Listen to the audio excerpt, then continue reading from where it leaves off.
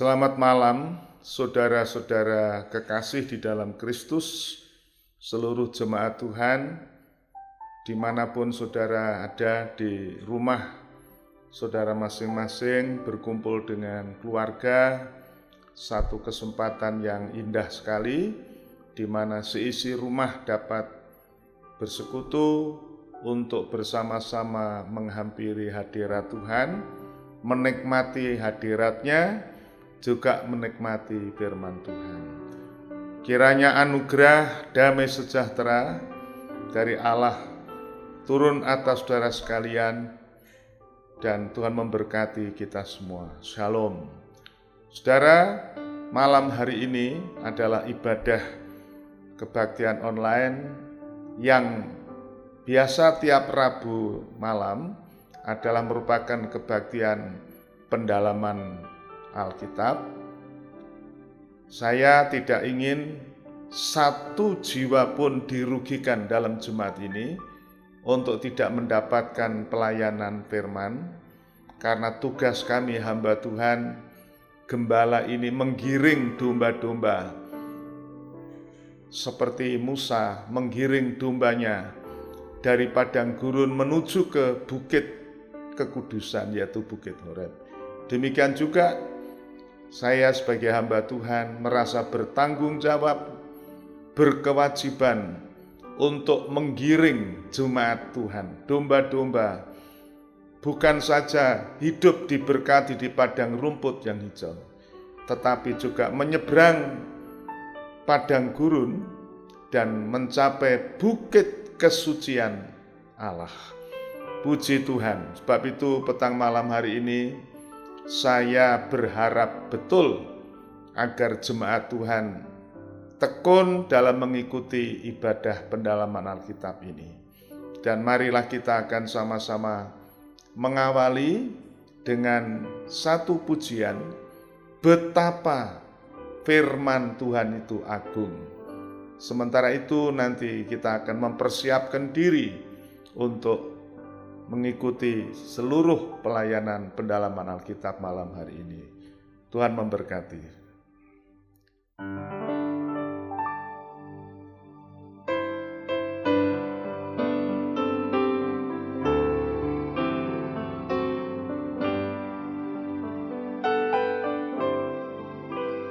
Betapa, oh Tuhan, firman-Mu agung, memancarkan kehidupan manusia.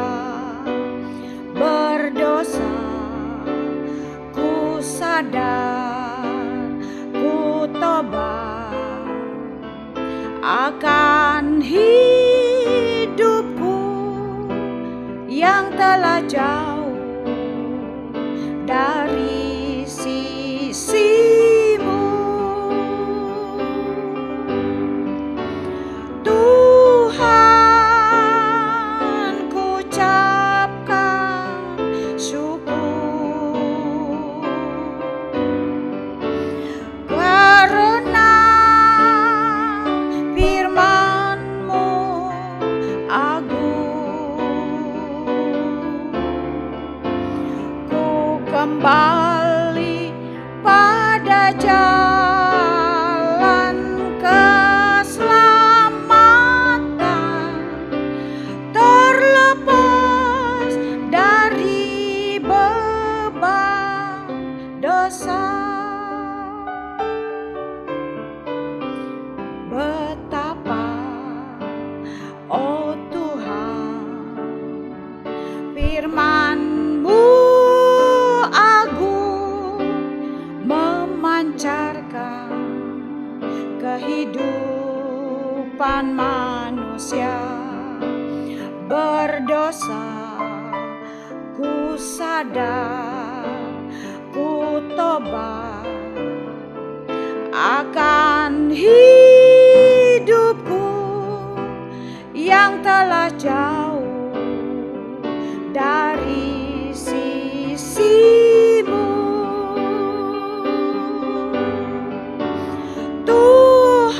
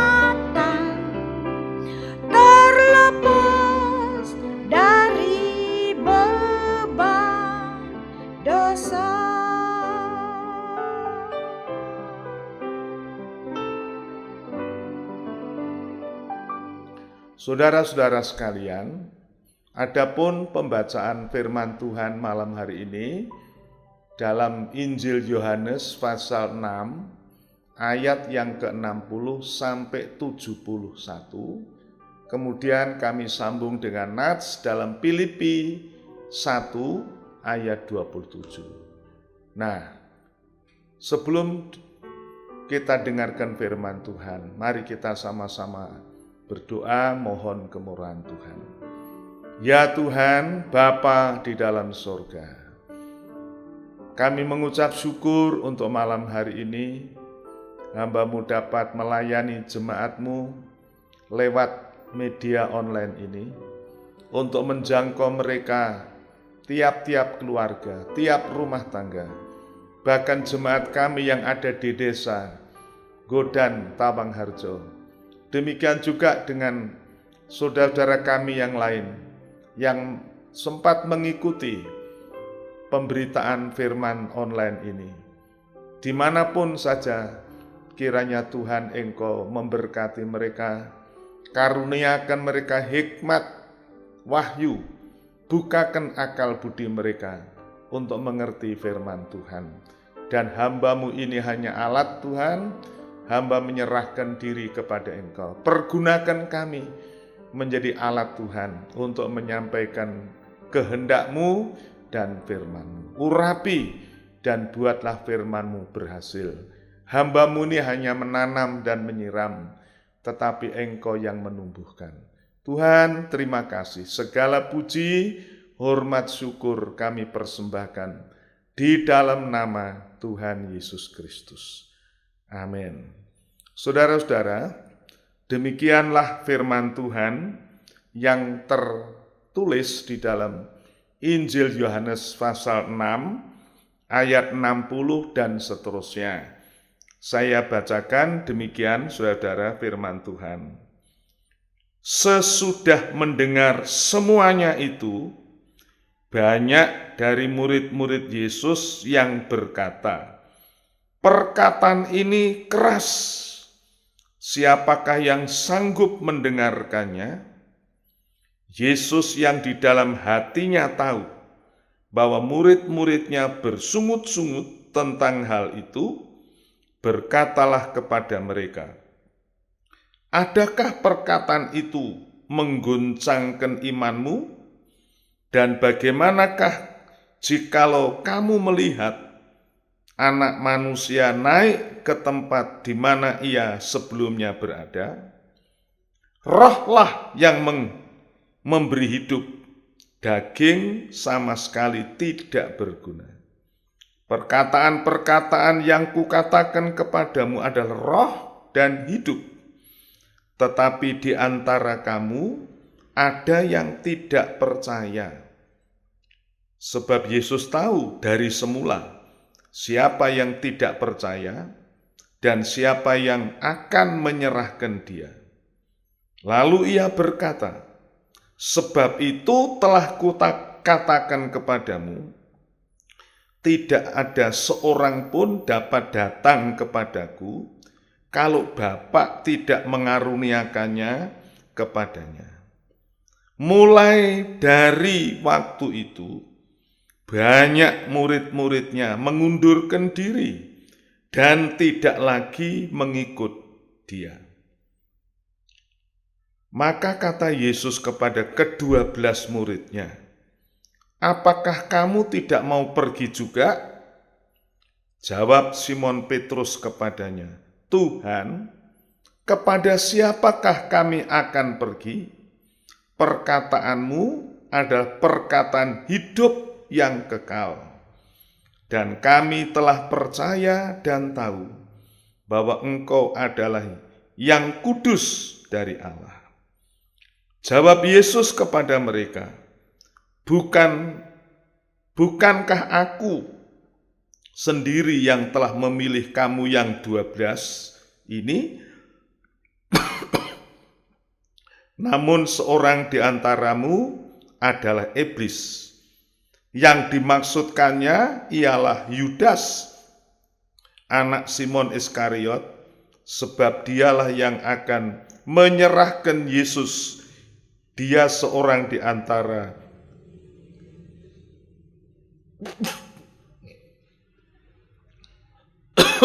ke-12 murid itu. Puji Tuhan, demikian firman Tuhan, saudara-saudara. Maafkan.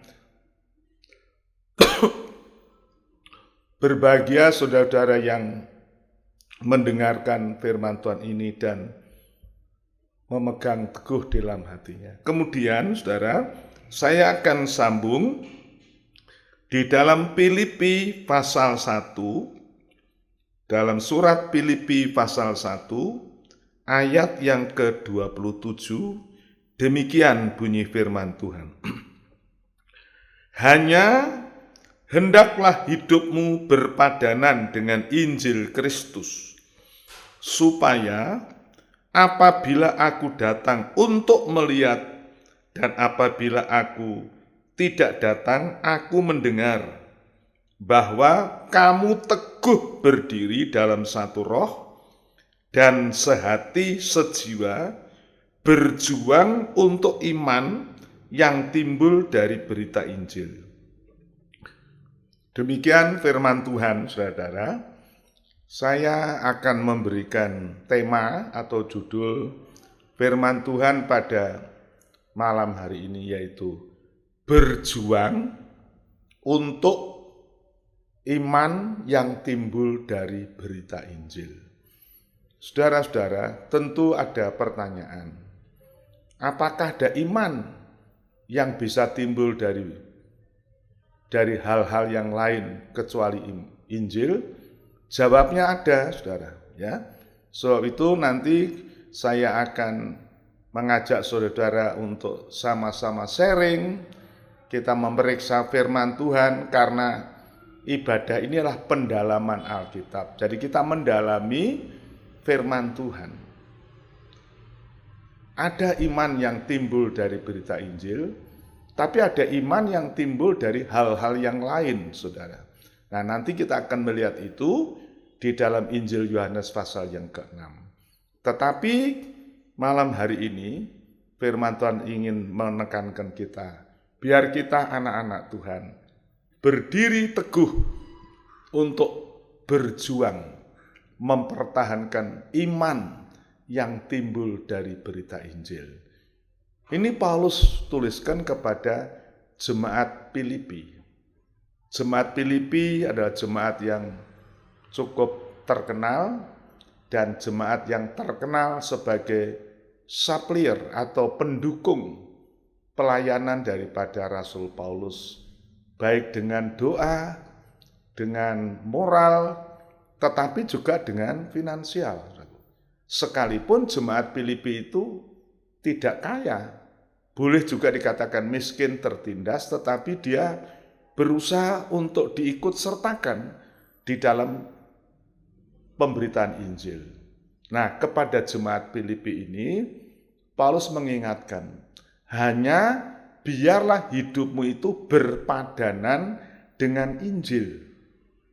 Injil Kristus maksudnya.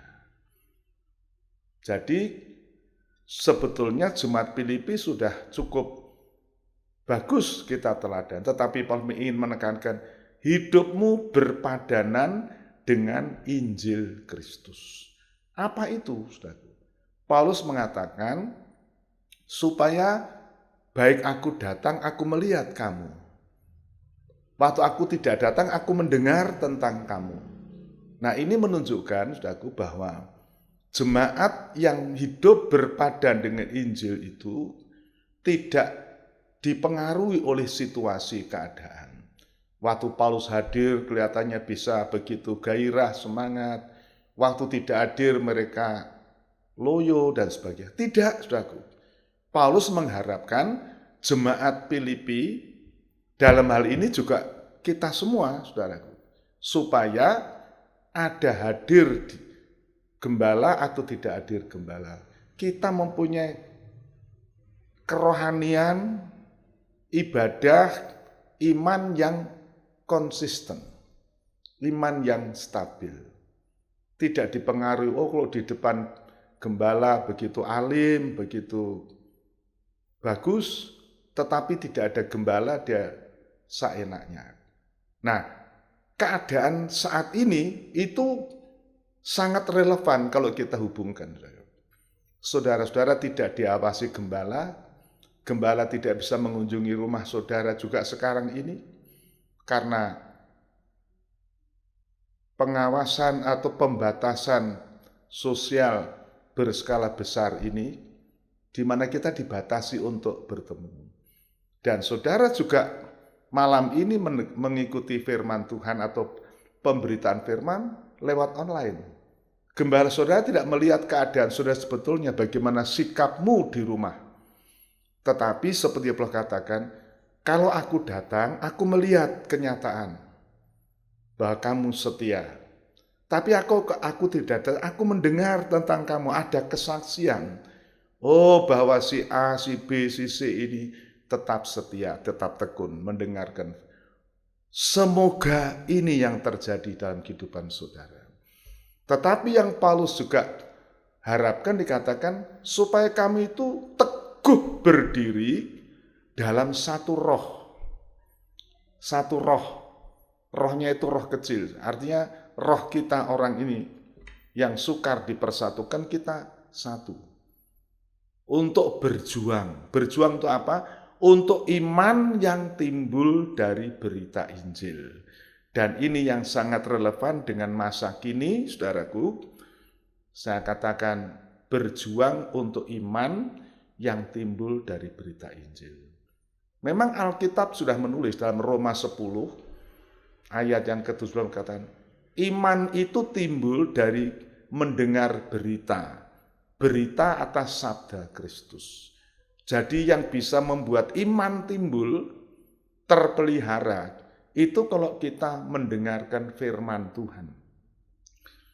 Tapi apakah ada, saudaraku, iman yang timbul bukan karena mendengarkan firman? Ada.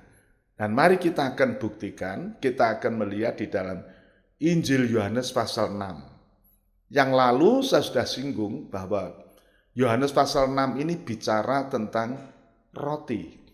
Pertama roti, 5 roti 2 ikan yang diberkati cukup untuk 5.000 orang.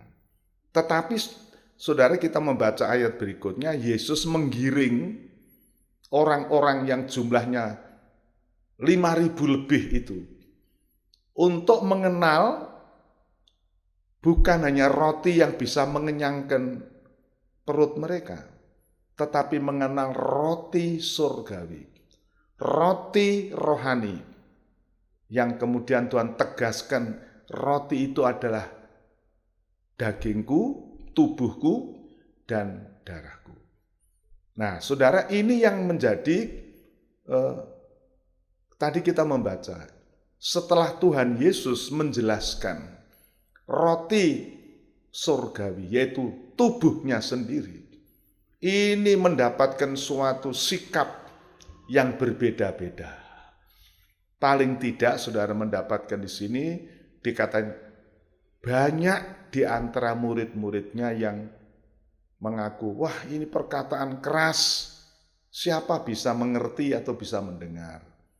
Nah, kelompok ini yang kemudian dalam ayat yang ke-68 mengatakan, mereka mengundurkan diri, meninggalkan Yesus, atau dengan kata lain mereka murtad.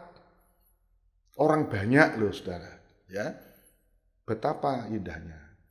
Saya juga merindu jemaat saya banyak, gereja penuh. Tetapi apa artinya kalau orang banyak ini kualitas rohaninya seperti dikatakan murid-murid loh saudara. Murid-murid yang banyak itu akhirnya meninggalkan Tuhan. Ini kelompok pertama. Kemudian ada salah satu murid di antara 12 itu, namanya Yudas.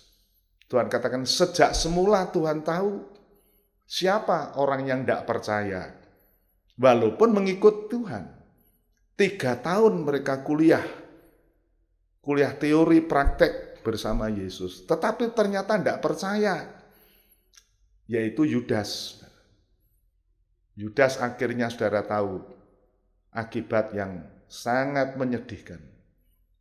Tetapi yang ketiga, itu golongan murid yang menerima firman Tuhan dengan tulus ikhlas, yaitu murid-murid yang diwakili oleh Rasul Petrus tadi. Waktu orang banyak mengundurkan diri, Tuhan menantang mereka. Kalau orang Jawa bilang menyolu mereka. Apa kamu tidak pergi juga? Ini satu kalimat yang bagi saya, seorang gembala sidang, apa bisa seorang gembala berkata seperti itu? Melihat jiwa-jiwa yang mundur, dikatakan, loh kamu tidak ikut mundur sisan? Saudara, Tuhan kelihatannya tidak terlalu gondeli orang-orang yang meninggalkan dia. Karena dia berkata, kalau tidak dapat karunia dari Bapa di surga, memang tidak ada orang yang bisa datang kepada Tuhan. Nah, saudara, mari kita melihat, saudaraku. Nah, saya ingin mengajak saudara melihat kembali Injil Yohanes pasal 6. Karena ini pendalaman Alkitab, saudara. Mari kita mendalami. Orang banyak itu siapa? Orang banyak itu kan sebagian besar dari yang 5.000 orang lebih tadi. Bahkan ada yang mengatakan mungkin bisa 10.000 sampai 15.000 jumlahnya orang waktu itu. Tetapi jumlah besar itu tidak menjadi suatu merek jaminan bahwa mereka itu anak Tuhan yang setia. Saudara-saudara, ini mengingatkan kita dalam 1 Korintus 10, 1 Korintus 10 ayat 1 sampai ayat 5, bahkan seterusnya sampai 11. Itu Paulus juga mensinyalir bahwa waktu Tuhan memimpin Israel dari Mesir, itu juga kurang lebih 600.000 orang. Bahkan ada yang mengatakan 635.000 orang. Belum termasuk orang-orang lain yang ikut serta waktu, yang keluar dari negeri Mesir, yang dilepaskan oleh darah anak domba, yang dibaptis lewat Laut Kolsum, itu disebutkan Paulus, dikatakan dalam 1 Korintus 10 itu. Tetapi dikatakan bahwa fakta kenyataan sebagian terbesar mereka tidak bisa masuk negeri Kanaan. Bahkan kalau kita membaca kitab Bilangan itu hanya 2 orang yang masuk, yaitu Yosua dan Kaleb. Yang lain itu semua, kemarin saya katakan, bangkainya bergelimpangan di padang gurun. Mereka tidak. Kecuali anak-anak yang lahir waktu itu, mereka bisa mencapai negeri Kanaan. Saudara, jadi orang banyak ini bukan suatu kebanggaan suatu gereja. Jumlah yang banyak jangan kita banggakan, tetapi mari kita melihat kualitas rohani mereka. Bagaimana sikap mereka menanggapi firman Tuhan. Nah, mari kita melihat, saudaraku, dalam Yohanes pasal 6, ya, ayat yang ke-26, di sana ada penjelasan 25-26. Orang banyak yang tadinya menikmati 5 roti 2 ikan itu, rupa mereka sangat antusias. Mereka berkata, wah kalau Yesus jadi raja, kita ini makmur, kita terpelihara, kita tidak perlu kerja keras dan ingin jadikan Yesus raja. Tapi tadi dikatakan, Tuhan tahu siapa mereka itu. Sehingga Tuhan mengundurkan diri ke gunung. Tidak mau jadi rajanya mereka. Kemudian waktu besok paginya mereka menyeberang laut, mencari Yesus. Tanda kutip, mencari Yesus. Cari apanya? Tuhan tahu. Dia bilang, kamu mencari aku bukan karena melihat tanda-tanda, tetapi karena kau makan roti sampai kenyang. Ini teguran Tuhan. Jangan kamu bekerja untuk makanan yang fana, tidak memberi hidup. Tetapi bekerjalah untuk makanan yang baka, yang memberi hidup kekal, yang akan diberikan oleh anak manusia. Bab ia yang dimeteraikan Allah. Itu firman Tuhan teguran kepada orang banyak ini, saudara. Sejak semua sudah diingatkan bahwa orang banyak ini berduyun-duyun mencari Yesus. Motivasinya bukan mendengarkan firman, tetapi motivasinya roti yang mengenyangkan perut mereka. Dan saudara, banyak kehidupan Kristen yang mau mengenal Yesus, mau percaya Yesus, bukan karena mau mendengarkan firman-Nya, tetapi ingin melihat berkat-Nya, makan roti sampai kenyang. Atau katakanlah berkat-berkat lahiriah. Nah, mereka ini, saudara, yang digolkan orang banyak itu. Dan saya ingin menjelaskan sedikit tentang orang banyak ini, saudara. Di dalam Alkitab, ya, kata orang banyak ini bukan sekadar sebutan jumlah, tetapi sepertinya mempunyai suatu predikat begitu. Orang banyak itu hanya berbondong-bondong mendesak-desak Yesus, tapi tidak mengalami suatu hubungan pribadi sama Tuhan.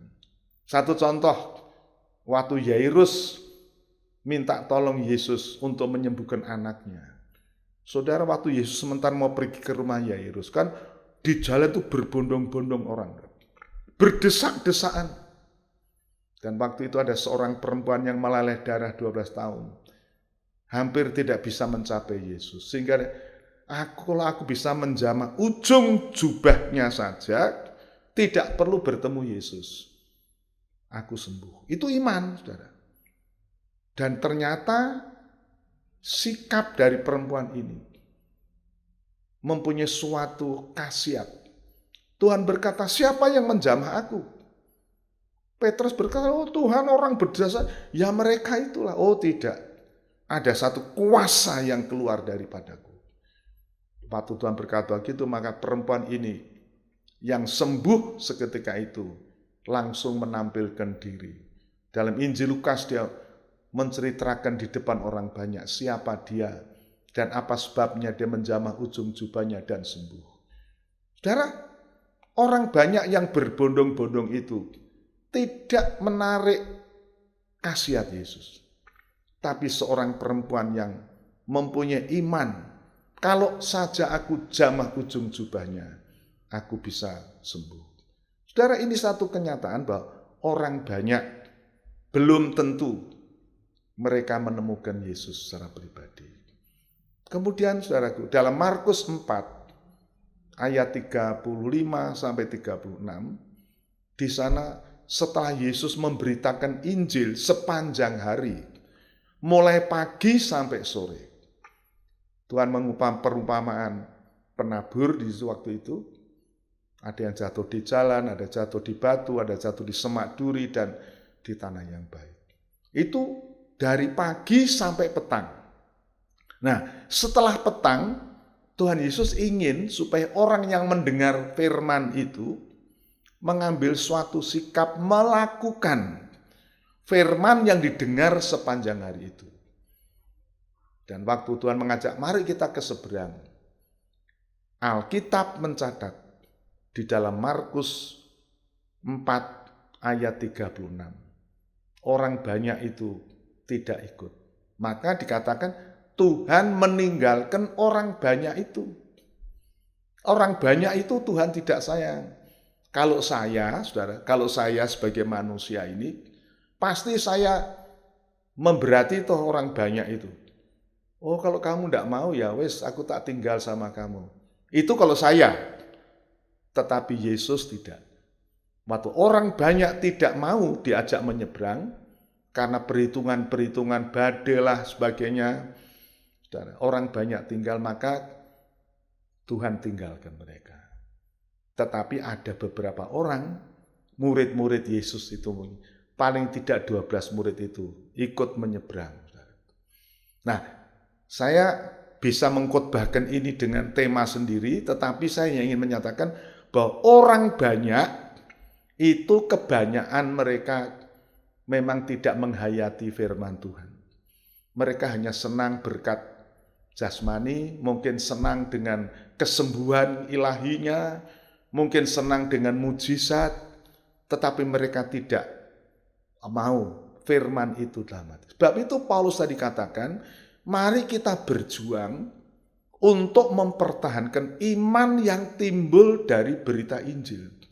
Bukan iman yang timbul daripada makan roti sampai kenyang, atau sakit sembuh, atau melihat mujizat. Itu memang bisa membawa iman. Tetapi waktu orang tadinya dicukupi, kemudian kekurangan, orang bisa mundur. Seperti yang tersurat di dalam Matius 13. Waktu Tuhan menjelaskan benih yang jatuh di tempat batu. Itu orang yang mendengarkan firman, sukacita menyambut, tetapi waktu ada penindasan karena firman, mereka mundur. Seperti yang tanaman yang tumbuh di batu itu tidak berakar, waktu kena terik panas matahari, kena pencobaan, mundur. Begitu juga yang jatuh di semak duri, tumbuh tapi tidak berbuah.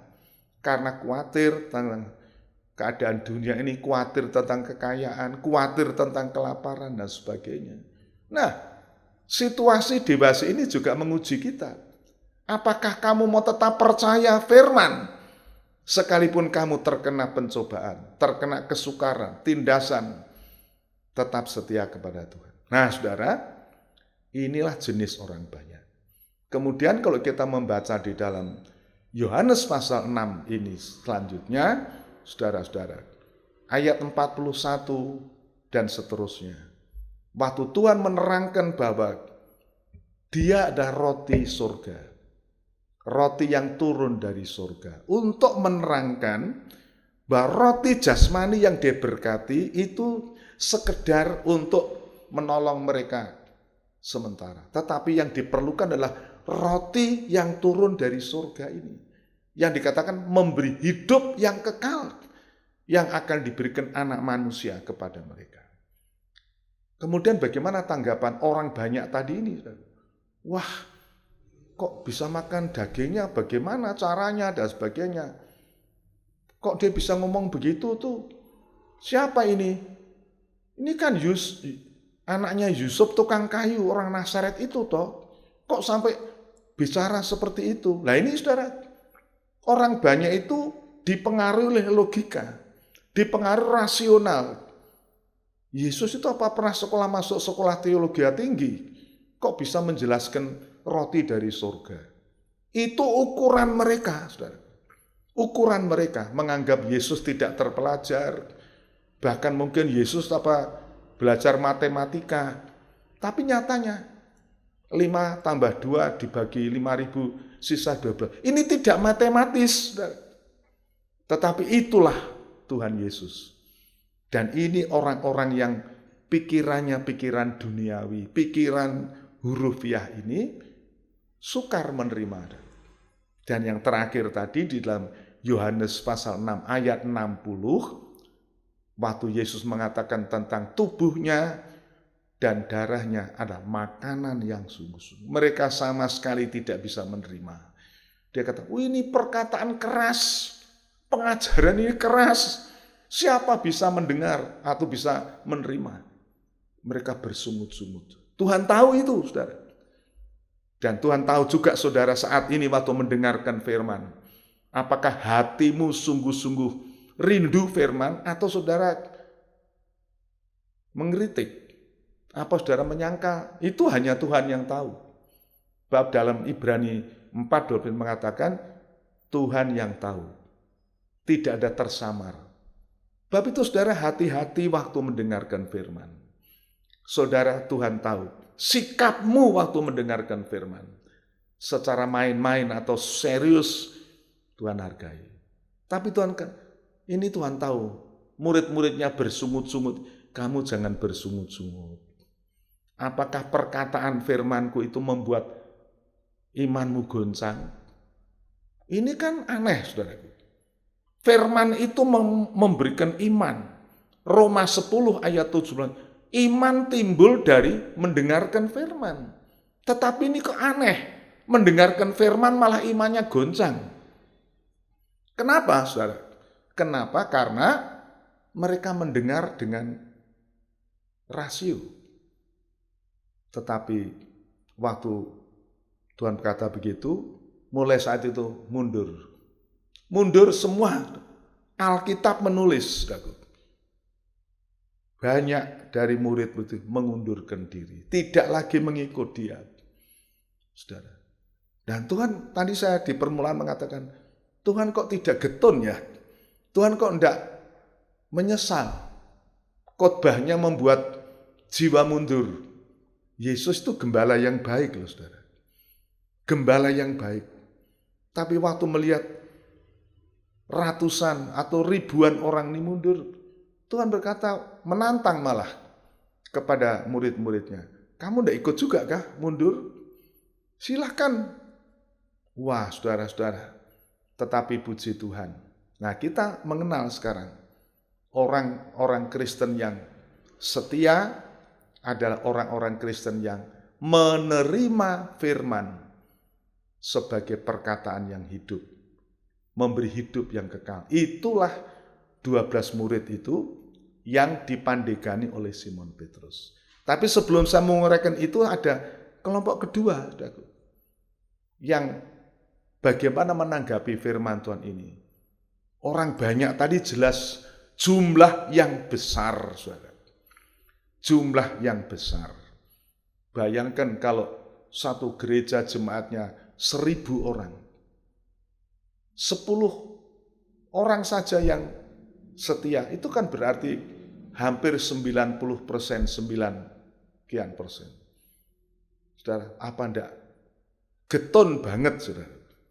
Tetapi yang paling bikin getun lagi ini, salah seorang murid. Tuhan katakan, aku tahu sejak semula di antara kamu yang 12 ini, ada yang tidak percaya kepadaku. Siapa itu yang dimaksud? Yudas.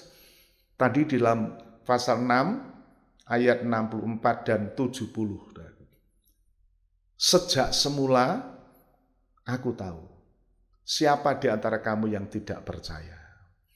Bukankah kamu 12 orang aku yang memilih, aku sendiri memilih. Tetapi seorang di antara kamu adalah iblis. Yang dimaksud itu Yudas. Kalau orang banyak tadi kan katakan jemaat awam lah begitu. Tetapi Yudas ini kan salah seorang murid. Mengikuti kuliah 3 tahun, hampir 3,5 tahun. Apa efeknya? Apa dampaknya? Yudas belajar firman selama 3 tahun, 6 bulan itu. Tuhan kan sejak semula tidak percaya. Yudas itu tidak punya respon apa-apa terhadap khotbah Yesus. Berbeda dengan Petrus. Petrus itu responsif, saudara. Waktu Yesus tanya, menurut kata orang siapa aku? Wah, mereka ada katakan Yeremia, Elia, salah satu nabi ada Yesus. Petrus berkata, Yesus, engkaulah Kristus anak Allah yang hidup. Wah, itu respon daripada Petrus. Dia begitu responsif terhadap firman Tuhan. Dan kemudian juga waktu ini itu hanya Tuhan yang mempunyai hidup kekal. Tapi Yudas tidak ada suara, saudara. Tidak pernah merespon. Dan pernah saya sampaikan dalam satu khotbah juga, dalam Alkitab, dalam Injil itu, Yudas tidak pernah memanggil Yesus Tuhan. Tidak pernah mengaku Yesus itu Tuhan. Dia hanya memanggilnya Rabi. Rabi itu artinya guru. Hanya sampai di situ pengertian Yudas. Hanya sampai di situ pengakuan Yudas. Padahal Petrus anak Allah yang hidup. Tuhanlah juru selamat. Yudas tidak pernah merubah.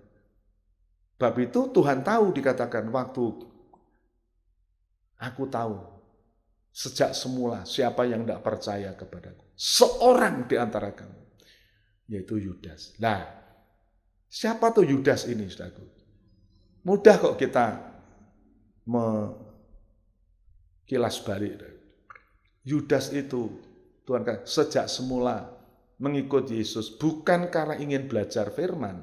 Kalau saya katakan begitu. Karena uang, saudara. Karena uang. Di dalam Yohanes pasal yang ke-12 ayat 6 dikatakan bahwa Yudas itu mengkritik Maria yang mempersembahkan minyak narwastu murni yang dihargai 300 dinar itu. Tapi ditulis di situ, Yohanes yang nulis. Saudara. Tapi Yohanes nulis ini semua sudah almarhum. Yesus sudah disalibkan, Yudas juga sudah mati. Baru Yohanes nulis Injil Yohanes itu kan menurut ini kan berapa tahun kemudian. Ditulis bahwa Yudas itu pencuri, suka mengambil uang yang disimpan di dalam kas. Dan sudah tahu, akhirnya Yudas menjual Yesus dengan harga 30 keping perak. Artinya apa, saudara? Yudas ini seorang yang cinta uang. Dan dalam Injil Matius 6 ayat 24 dikatakan bahwa tidak bisa seorang itu mengabdi kepada Allah dan Mamon. Satu waktu dia pasti akan setia kepada yang satu dan mengabaikan yang lain. Atau mengasihi yang satu dan membenci yang lain. Tidak bisa kamu mengabdi kepada Allah dan Mamon. Nah, Yudas ini, saudara, secara formalitas dia menjadi murid Yesus, mahasiswa STT yang terkenal itu, mengikut dengan setia, ikut kuliah juga. Tetapi motivasinya uang. Dia dijadikan bendahara. Rupanya memang dia pinter pembukuan. Mungkin tetapi rupanya dia mencuri. Saudara. Sehingga pada hari Paskah terakhir, waktu Yesus akan merayakan Paskah dan sebelum penyaliban, Yudas yang datang kepada imam-imam orang Farisi mengadakan diplomasi. Bagaimana Pak Yudas? Oh baik-baik saja, ini bagaimana? Dia berkata, Pak Imam, Bapak mau kasih uang berapa sama saya kalau saya menjual Yesus? Wah saudara, ini suatu negosiasi yang menguntungkan buat orang Yahudi. Wah, berapa kau minta? Ternyata akhirnya 30 keping perak. Yesus dijual oleh Yudas. Tapi apakah 30 keping perak bagi Yudas berat? Saya membaca firman Tuhan di dalam Injil Matius 27 bahwa uang ini akhirnya tidak dipakai Yudas. Tidak dipakai untuk beli mobil, tidak dipakai untuk apa, tidak terpakai. Karena Yudas menyesal. Menyesal tetapi terlambat. Setelah Yesus ditangkap, dibawa ke Pontius Pilatus dan mendapatkan perlakuan yang ini. Menyesal Yudas, aduh, saya keterlaluan ini. Saya menjual orang yang tidak bersalah. Terus uang itu dikembalikan sama imam. Pak Imam, saya menyesal menjual Yesus ini tak kembali ke. Tapi apa jawab imam-imam itu? Oh, itu bukan urusan kami, itu urusan kamu, tanggung jawab sendiri.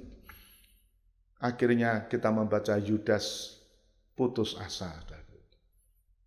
Dia pergi, dilemparkan uang itu di bait Allah. Yang kemudian dipakai untuk beli tanah darah. Dan akhirnya Yudas kan menggantung diri. Menggantung diri pun tidak ada orang yang menghiraukan. Tidak ada orang yang coba menurunkankah bagaimana. Tercatat dalam Kisah Rasul pasal 1 bahwa dia jatuh terburai, perutnya pecah. Itu ditulis dalam kitab suci. Dan kitab suci itu Alkitab yang paling jujur, jelek, baik itu dicatat. Jadi kalau kita membaca tulisan yang paling jujur itu Alkitab. Ditulis. Yudas akhirnya kehilangan posisinya sebagai murid Yesus. Jabatannya diambil orang lain. Saudara, itu Yudas. Apa intinya, saudara? Intinya saya katakan Yudas mengikut Yesus, belajar firman selama 3 tahun lebih. Tetapi dia tidak menghayati sama sekali. Dia tidak bisa mengenal Yesus itu Tuhan. Dia hanya sebagai guru yang mengajar saja. Ditulis dalam 2 Timotius dikatakan, orang itu selalu belajar, ingin diajar tetapi tidak pernah mencapai kebenaran. Itu Yudas. Mungkin saudara bisa menunjuk diri saudara. Bagaimana aku sudah berapa tahun saya ikut Yesus? Apakah saya yakin Yesus adalah Tuhan dan Juru Selamat? Atau hanya sekedar rabi, guru? Saudara ingat Yudas ini. Saudara. Dan Yudas dia tidak percaya anugerah Allah. Dia merasa sudah menghakimi diri sendiri. Sebab itu di dalam Ibrani 12, nanti juga sudah bisa baca di sana, Ibrani itu ada tersurat tentang seorang yang menjual hak kesulungannya, menjual imannya, saudara. Karena apa? Karena makanan. Tentu saudara sudah tahu siapa namanya? Esau. Esau itu anak sulung, mempunyai kesempatan menerima warisan 2 kali lipat. Tetapi karena dia pikirannya kepada daging, binatang yang diburu, satu waktu dia pulang dalam keadaan lelah, capek, lapar, lesu. Waktu mencium bau kacang merah yang direbus oleh Yakub, wah seleranya. Gob, aku minta kacang merahmu sedikit. Nah Yakub ini cerdik, namanya Yakub itu licik. Ya, tanda petik licik, cerdik, dan dia bisa ngakali abangnya. Boleh, tetapi jual dulu hak kesulunganmu. Nah ini kecerdikan Yakub. Dia tahu hak kesulungan ini luar biasa. Sejak lahir, Yakub itu sudah ingin mengejar. Saudara baca cerita tentang kelahirannya. Tangannya Yakub ini memegang tumitnya Esau. Maksudnya tidak mau ketinggalan. Tidak mau ketinggalan. Maka waktu ini dia, kalau kamu jual hak kesulunganmu, saya kasih ini kacang. Betul saudara. Dan Esau menikmati kacang sewaktu, sebentar. Dikatakan Esau menghina hak kesulungannya. Dan ditulis di dalam Ibrani 12 itu bahwa Esau waktu mencapai waktunya terima berkat, ditolak. Ditolak, saudara. Walaupun sudah diklarifikasi bahwa Yakub itu menggunakan jubahnya, menipu ayahnya. Sudah ada klarifikasi, tetapi Ishak tidak bisa membatalkan. Tetap diberkati. Oh luar biasa. Ibrani 12 menulis bahwa tidak ada kesempatan untuk Esau memperbaiki kesalahannya. Saudara, sama dengan Yudas. Yudas seperti tidak ada kesempatan untuk memperbaiki dosa kesalahannya. Padahal Tuhan berkemurahan. Coba bayangkan, dalam Yohanes 13, Tuhan tahu siapa Yudas ini. Dan Tuhan tidak pernah mengusir, bahkan mencuci kakinya Yudas. Ini menunjukkan bahwa Yesus itu penuh kemurahan. Andai kata, saya katakan, andai kata Yudas menyesal, kok saya pikir Tuhan mengampuni. Tetapi apa yang tertulis itu kan tertulis, tidak bisa dibatalkan. Saudara, puji Tuhan. Nah, jadi Rasul Paulus dikatakan kepada jemaat Filipi, mari kita berdiri teguh dalam satu roh, sehati sejiwa, berjuang untuk iman yang timbul dari berita Injil. Maksudnya apa, saudara? Mari kita, anak-anak Tuhan, di hari-hari yang jahat ini, kita mempertahankan iman karena mendengar firman, bukan karena sembako, bukan karena fasilitas yang lain. Kalau itu dasarnya, saudara pasti goyang. Bahkan mungkin bisa meninggalkan Tuhan. Tetapi kita melihat profil yang ketiga, murid-murid Yesus yang diwakili oleh Simon Petrus. Tertulis di dalam Yohanes 6 ayat yang ke-68 dan seterusnya tadi sampai 69. Tuhan bilang, kamu tidak mau pergi juga dengan mereka kah? Petrus yang menjawab, Tuhan, kemana lagi kami akan pergi? Kepada siapa lagi kami akan pergi? Hanya Tuhan yang mempunyai perkataan hidup yang kekal. Dan kami sudah tahu bahwa Tuhan Mesias, Anak Allah yang hidup. Saudara, ini satu fundamental yang luar biasa. Kalau kita mau mengetahui ada jemaat yang setia, anggota gereja yang setia meskipun mengalami goncangan, ini profilnya, yaitu yang bisa mengakui firman Tuhan, itu perkataan yang hidup dan yang memberi hidup kekal. Dalam Yohanes 6 ini, saudara, Tuhan Yesus berulang kali berkata, siapa makan dagingku, minum darahku, mendapat hidup kekal. Akan kubangkitkan pada hari kiamat. Saudara, dan seluruh Alkitab itu memberitahukan tentang hidup kekal ini. Hidup kekal itu bukan hidup selama kurang lebih 70-80 tahun di dunia ini. Hidup kekal itu selama-lamanya.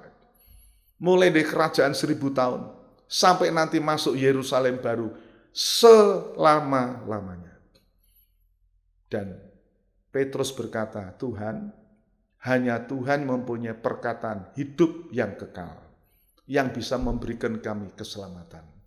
Saudara, nah kita melihat profil Petrus ini. Dari awal, saudara, dia orang nelayan yang dalam Lukas 5 dikatakan, dia yang tadinya gagal dalam pekerjaannya, tidak mendapat apa-apa. Tapi waktu Yesus memberitakan Injil di pantai itu, Petrus mendengar. Kemudian Petrus mengizinkan Yesus masuk perahunya, dipakai untuk mengajar. Kemudian Tuhan mengatakan, Simon masuk ke tempat yang dalam. Simon berkata, Tuhan, laut ini sudah tak kelilingi. Lintangnya, bujurnya, dan tidak ada ikannya. Tetapi karena perkataan Tuhan, aku melabuhkan bukat. Ini artinya apa? Petrus mau melakukan bukan berdasarkan keahliannya, pengetahuannya tentang perikanan. Dia bersandar kepada firman. Karena Tuhan berkata, karena firman-Mu saya melakukan. Dan ternyata apa, saudaraku? Mendapat ikan yang banyak. 2 perahu penuh. Tapi saudara tahu, dalam Lukas 5 dikatakan, Petrus tidak terpengaruh dengan ikan yang banyak. Kemudian dia sujud tersungkur menyembah Yesus. Tuhan, aku ini orang berdosa, orang tamak, tinggalkanlah aku. Tapi Tuhan berkata, oh tidak, mulai sekarang kamu menjadi penjala jiwa, penjala manusia. Dan sejak itu Petrus meninggalkan semua. Ditulis di dalam Lukas pasal 5 itu. Petrus meninggalkan semuanya, mengikut Yesus. Ini kan kebalikan dari Yudas, saudara. Yudas ikut Yesus cari uang, nginceh kas yang dipegangnya. Tetapi Petrus juga meninggalkan semuanya. Oh puji Tuhan. Dan kemudian dalam Matius pasal 16, ayat 16 sampai 19. Waktu Tuhan tanya, menurut kata orang siapa aku? Oh banyak yang berkata, ada yang mengatakan Yeremia, ada yang mengatakan Elia, ada yang mengatakan Yohanes Pembaptis, ada salah satu nabi. Itu pendapat orang-orang. Dan banyak orang Kristen jawab begitu. Yesus itu siapa? Oh juru selamat. Oh Yesus itu gembala yang baik, memberi makan kita, mencukupi kita, menyembuhkan kita. Tetapi Petrus mempunyai pengakuan yang berbeda. Engkaulah Kristus, Anak Allah yang hidup. Dan ini pengakuan yang luar biasa. Pengakuan yang di mata Tuhan seperti batu karang yang teguh. Sehingga Tuhan berkata, di atas batu karang ini, artinya di atas pengakuan ini, aku membangun jemaatku yang tidak dapat dikalahkan oleh alam maut, oleh neraka sekalipun. Ini pengakuan Petrus, murid satu-satunya yang mendapat ilham Roh Kudus. Bapa di sorga memberikan dia ilham untuk mengatakan itu. Tuhan bilang itu bukan kamu Petrus yang katakan, Roh Bapa di sorga. Dan ini menjadi dasar gereja Tuhan yang kokoh karena mendengarkan firman ya di dalam Matius pasal 7 ayat 24 dan 25. Orang yang mendengar firman-Ku dan melakukannya, Dia itu orang yang bijaksana, yang membangun rumah di atas batu. Walaupun hujan turun, banjir melanda, angin meniup, tetap kokoh.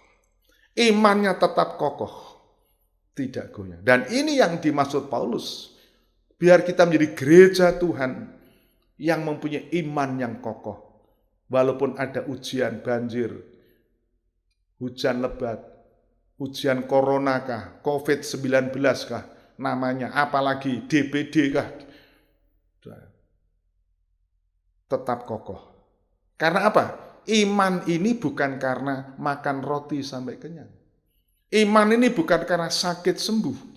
Iman ini bukan karena mujizat. Iman ini karena mendengar firman Tuhan. Roma 10 ayat. Iman itu timbul oleh mendengar berita firman. Sebab itu, saudaraku, seperti harapan atau ajakan Paulus kepada jemaat Filipi itu, saya mengajak jemaat Tuhan, Rehobot Semarang, maupun yang di desa, atau siapa saja saudara, dimanapun saudara berada, mari kita pertahankan, kita perjuangkan iman yang timbul dari berita Injil. Maksud saya, mari kita banyak membaca firman, kita mendengarkan firman. Saya pernah menyampaikan saudara, kurangi mendengar berita TV. Penting mendengar berita TV, tetapi mendengar berita yang hanya tentang corona tidak akan membawa saudara lebih percaya, tapi mungkin malah membuat saudara makin lemah iman. Waduh, sudah tambah lagi, kita takut. Tapi kalau sudah mendengar firman, membaca firman, terutama firman dari Tuhan Yesus, iman saudara kuat, teguh. Dan iman ini yang Petrus katakan, dengan iman yang teguh ini, kita dapat melawan tipu muslihat iblis yang mengaum-ngaum seperti singa. Saya pernah katakan, singa itu sebetulnya kekuatannya berbeda dengan serigala. Larinya kalah cepat dengan kijang, tetapi suara aumannya itu membuat kijang sudah khawatir lebih dulu. Tidak punya daya lari lagi, sehingga akhirnya bisa dikejar biasanya. Itu begitu. Jadi singa itu caranya menerkam musuh, mengaum dulu. Aumannya itu membuat takut. Begitu juga dengan COVID-19 ini, corona ini. Wah, digembar-gemborkan begitu rupa, membuat kita takut. Dan sudah diselidiki bahwa banyak orang mati bukan sakit coronanya, karena takutnya. Saudara, sebab itu biarlah kita mempunyai iman yang teguh dengan mendengarkan firman. Baca firman, seperti Petrus katakan, dengan iman itu kita bisa melawan iblis. Saudara, puji Tuhan. Ya, jadi iman ini dapat mematahkan anak panah berapi dari si jahat. Caranya yaitu kita mendengar iman. Kita mengakui hanya perkataan Tuhan yang memberi hidup yang kekal. Ini profil orang Kristen yang ketiga, yang berjuang memperjuangkan imannya, iman yang timbul dari berita Injil. Dan ini iman yang murni, iman yang menyelamatkan, iman yang bisa membawa sampai hidup yang kekal. Saudara, saya ingin kembali membaca Filipi pasal yang ke-1 tadi, Filipi 1 ayat yang ke-27, demikian firman Tuhan. Hanya hendaklah hidupmu berpadanan dengan Injil Kristus, supaya apabila aku datang, aku melihat. Jadi, lihat fakta. Apabila aku tidak datang, aku mendengar. Jadi saya ingin mendengar. Sebab itu beberapa waktu yang lalu saya ingin tahu respon jemaat.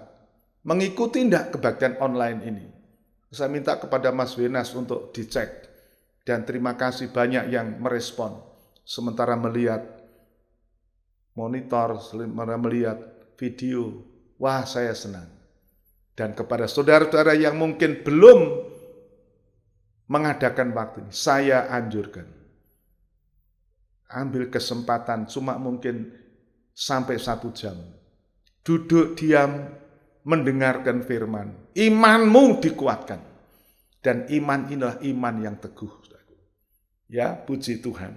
Saya ulangi, apabila aku tidak datang, aku mendengar bahwa kamu teguh berdiri dalam satu roh dan sehati sejiwa berjuang untuk iman yang timbul dari berita Injil.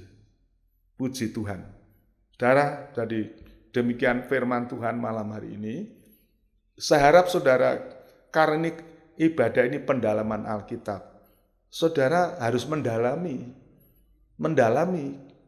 Jangan membaca sambil lalu, atau sambil membaca, sambil macang kacang, itu tidak apa-apa sebetulnya. Tetapi perhatian saudara harus mendalami firman. Ya, kita sudah sering membaca Yohanes 6 ini. Tetapi ternyata saudara kita melihat bagaimana kita melihat jenis-jenis orang Kristen situ.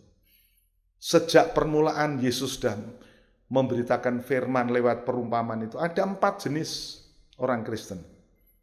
Jenis pinggir jalan, jenis batu, jenis semak duri, dan tanah yang baik. Jadi saudara, firman Tuhan itu, pendengar itu 75% boleh dikatakan gagal. Sebagian terbanyak. Jadi kalau sudah berkata-kata orang banyak dalam Alkitab, waspada. Apa Anda termasuk orang banyak itu? Atau termasuk yang dipilih yang sedikit? Banyak yang dipanggil, sedikit yang dipilih. Lebih sedikit yang setia. Oh, puji nama Tuhan. Mari saudara, kita akan tunduk kepala. Kita akan bersama-sama menyanyikan pujian. Firman-Mu yang berkuasa menyelamatkan. Ya.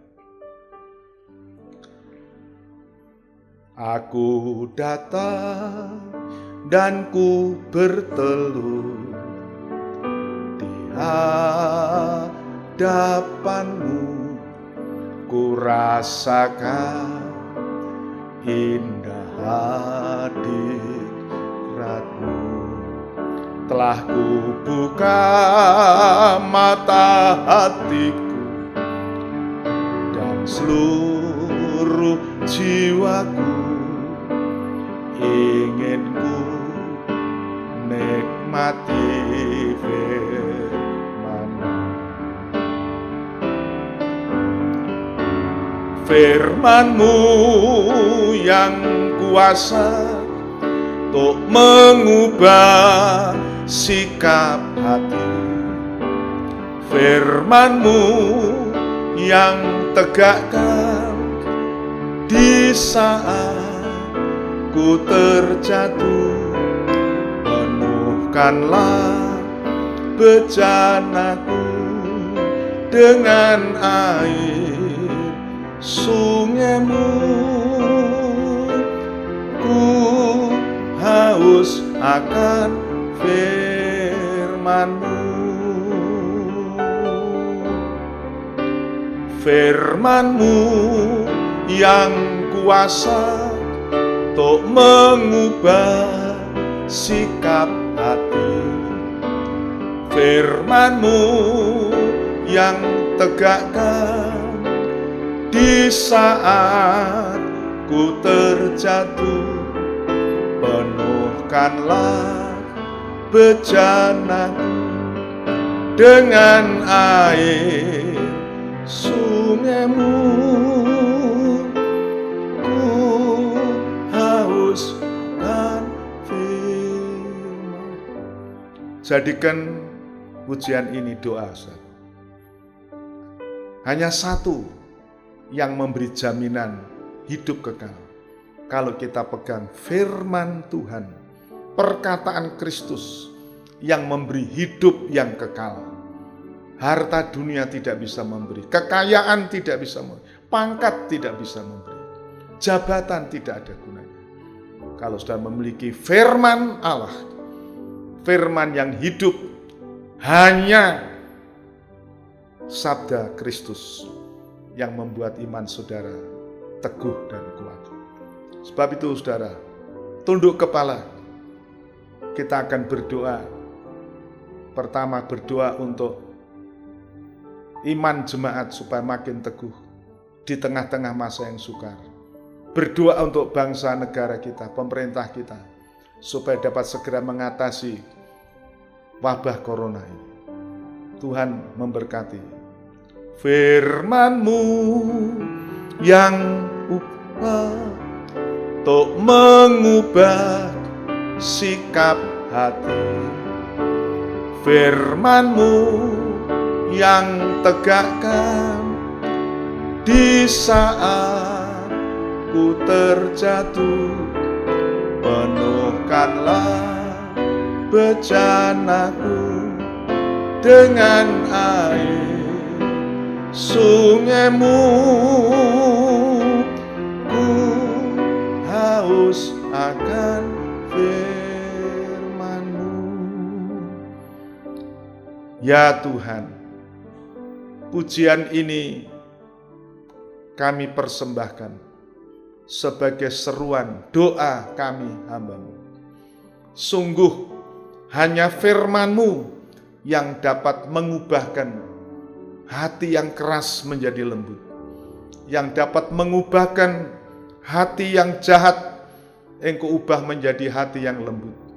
Seperti Engkau mengubahkan Saulus menjadi hamba-Mu Paulus, dan lain-lain, saudara. Mengubahkan seorang penyamun, pemberontak, waktu dia mengaku Engkau sebagai Tuhan, Tuhan jadikan dia penghuni Firdaus, dan lain-lain Tuhan. Engkau yang mengubahkan Sakeus, Engkau yang mengubahkan Maria Magdalena yang dirasuk 7 setan, dan Engkau mengubah menjadi alat-Mu yang heran. Dan banyak dalam firman-Mu. Sungguh hanya firman-Mu yang berkuasa mengubah hati. Sebab itu malam hari ini kami sungguh bersyukur. Firman-Mu dalam Yohanes 6 begitu nyata. Tuhan ingin supaya kami tidak hanya percaya kepadamu karena roti jasmani, tapi lebih dari itu kami mau mencari roti rohani, roti yang turun dari surga, yaitu tubuh dan darah-Mu. Tuhan, terima kasih. Terima kasih Tuhan. Buatlah kiranya mata kami dicelikkan, akal budi kami dibukakan, supaya kami menjadi orang-orang Kristen, bukan tergolong pada orang yang banyak, tetapi tidak mengerti firman. Terlebih bukan tergolong kepada murid-murid hamba Tuhan seperti Yudas, yang hanya memikirkan perkara duniawi. Tuhan, tetapi jadikan kami seperti hamba-Mu Petrus, yang mempunyai pengakuan iman yang teguh, bahwa Engkaulah Kristus, anak Allah yang hidup. Dan di atas batu karang ini terbangun jemaat Tuhan yang tidak dikalahkan oleh alam maut sekalipun. Tuhan, terima kasih. Kami berdoa untuk seluruh jemaat-Mu Tuhan. Baik jemaat-Mu yang di Semarang, jemaat-Mu yang di desa. Tuhan lindungi mereka, berkati mereka. Di masa yang sukar ini, kami percaya perlindungan, pemeliharaan Tuhan berlaku atas mereka. Karena Engkau berjanji tidak membiarkan meninggalkan, dan kami percaya Engkau setia dengan firman. Kami berdoa untuk hamba-hamba Tuhan yang melayani. Berikan mereka ketekunan untuk menggiring domba-dombanya kepada bukit kesucian. Tuhan, terima kasih. Berdoa untuk pemerintah, bangsa dan negara kami.